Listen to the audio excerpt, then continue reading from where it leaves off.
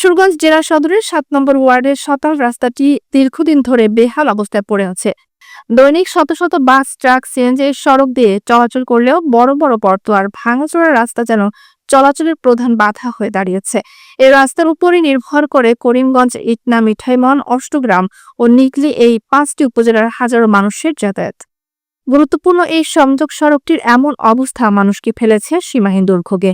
স্থানীয় বাসিন্দা, চালক, জনপ্রতিনিধি এমনকি কিশোরগঞ্জ জর্জকোটের এপিপি অ্যাডভোকেট সহ সকলে জানিয়েছে একই দাবি, রাস্তাটি যেন দ্রুত সংস্কার করে চলাচলের উপযোগী করা হয়। জিরোজর্না ভাঙ্গাচুরা রাস্তা, এখান দিয়ে সাধারণ মানুষের চলাচলের কোনো ব্যবস্থাই নেই।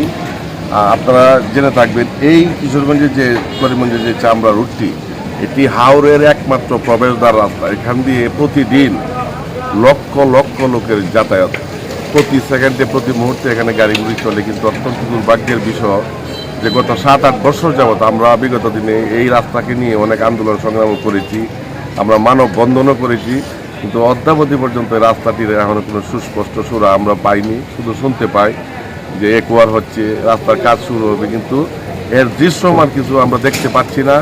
শুধু খালি কাল ক্ষেপণ, সময় ক্ষেপণই করা হচ্ছে। আমি মহামান্য সরকারের কাছে আকুল আবেদন জানাচ্ছি, অনতিবিলম্বে মানুষের কষ্ট, বিশেষ করে আপনারা জানবেন, বিশেষ করে গর্ভবতী মায়েরা যারা এদিকে আসা করেন, তাদের একবারে রাস্তাটা বন্ধই বলা যায়। কাজে আমি সরকার বাহাদুরের কাছে আশা করব, অনতিবিলম্বে এই জনদুর্ভোগ লাঘবে মানুষের কষ্টের কথা চিন্তা করে যেন দ্রুত এর একটা সংস্কার বা সুব্যবস্থা করে জনগণের চলাচলের উপযোগী করে দেওয়া হয়। এটাই আমি এলাকার সাবেক প্রতিনিধি হিসাবে আমি সরকার বাহাদুরের কাছে প্রত্যাশা করি। জনগণের প্রত্যাশা, দীর্ঘদিনের ভোগান্তির অবসান ঘটুক, ফিরে আসুক স্বাভাবিক চলাচলের পরিবেশ।